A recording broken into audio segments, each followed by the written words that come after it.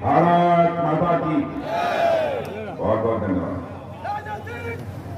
लेकिन रामविलास जी पासवान अपनी विरासत के रूप में जो चिराग पासवान को देकर गए हैं, बहनों भाइयों मैं कहूंगा कि आपका चिराग पासवान यह साधारण नौजवान नहीं है, बल्कि मैं चिराग पासवान के बारे में यह कहना चाहूंगा कि एनडीए की पिच का वह रन हीटर है। जितने रन की जरूरत होगी वह उतने रन बनाने की क्षमता आपका चिराग पासवान का।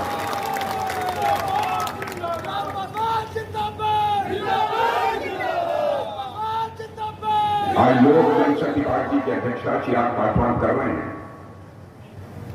मैं पूरी तरह से आश्वस्त हूं कि हमारे रामविलास जी पासवान का स्वप्न था, उस स्वप्न को वह निश्चित रूप से साकार करेंगे।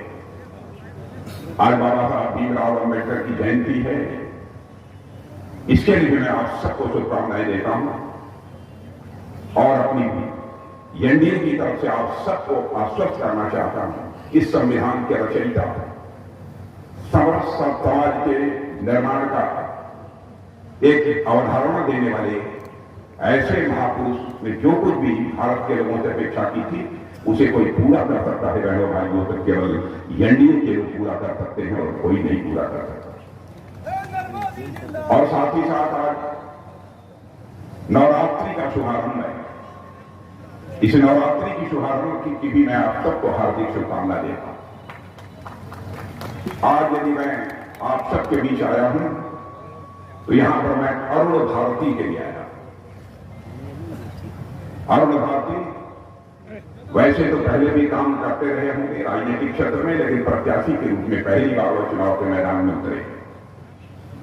अरुण भारती को बोलते हुए मैं सुन रहा था। इतना तो अरुण भारती के बारे में जिस नतीजे पर मैं पहुंचा उसमें कह सकता हूं, अरुण भारती एक विनम्र है, एक शालीन व्यक्ति है और सांसद बनने के बाद प्रभावी तरीके से जैसे भी एक सेवक के रूप में भूमिका निभानी चाहिए, इस क्षेत्र की जनता के लिए सेवक की भूमिका निभाएंगे। मेरे बहनों भाइयों, आप लोगों ने 2014 में मोदी जी के नेतृत्व में सरकार बनाई, 2019 में भी सरकार बनाई। आज यह मैं ही नहीं कह रहा, हमारे सम्राट जी चौधरी नहीं कह रहे, विजय सिन्हा जी नहीं कह रहे, चिराग पासवान ही नहीं कह रहे, सारी दुनिया बोल रही है कि तीसरी बार भी भारत का प्रधानमंत्री कोई बनने जा रहा है, उस शख्स का नाम है नरेंद्र मोदी। और मैं आपको जानकारी देना चाहता हूं कि दुनिया के दूसरे देशों के लोगों ने अभी से अगले वर्ष के लिए हमारे प्रधानमंत्री का समय लेना प्रारंभ कर दिया है, अपने देशों में उनको ससम्मान आमंत्रित करना प्रारंभ कर दिया है। सामान्यतः जब चुनाव होते हैं तो एक अस्थिरता का माहौल होता है। यह संदेह बना रहता है कि पुराने देश में कितनी सरकार बनेगी नहीं बनेगी, कुछ नहीं कहा जा सकता। लेकिन मोदी जी का जहां तक सवाल है, उनको भी लोग यह मान लिए चुनाव तो यह औपचारिकता है, मोदी जी को देश की जनता ने अपना पुनः तीसरी बार चुनने का मन बना लिया है, अब सारी दुनिया ने स्वीकार कर लिया। और बहन भाइयों, इस सच्चाई को भी आप स्वीकार करें। और मैं प्रेस के दोस्तों से भी कहना चाहता हूं, तथ्यों से परे यदि हमारी कोई भी बात हो आप उसको अखबार के पन्नों पर लिख देना, हमारी गलती होगी तो मैं इसे स्वीकार करना।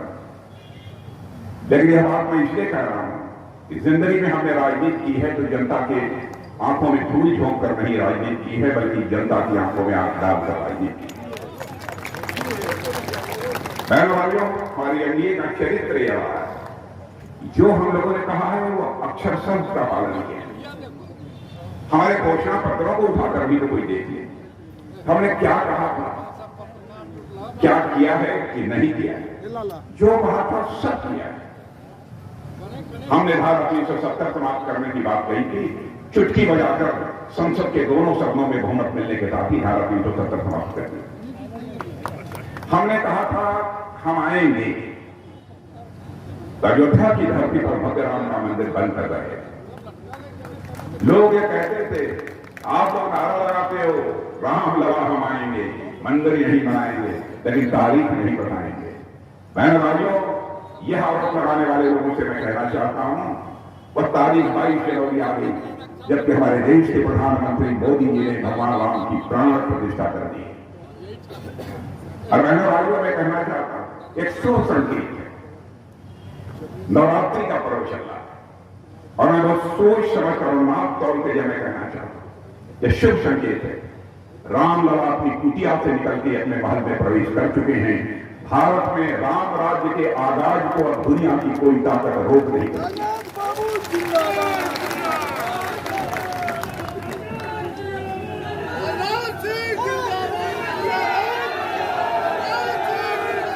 और मैं कहना आया, राम राज्य किसे कहते हैं? राम राज्य वही राज्य होता है जिसमें कि हर व्यक्ति, राम राज्य उसी राज्य को कहते हैं कि हर व्यक्ति को दायित्व बोध हो, कर्तव्य बोध हो, हमें क्या करना चाहिए इसकी जानकारी। अधिकार बोध से नहीं, हमारा अधिकार क्या है।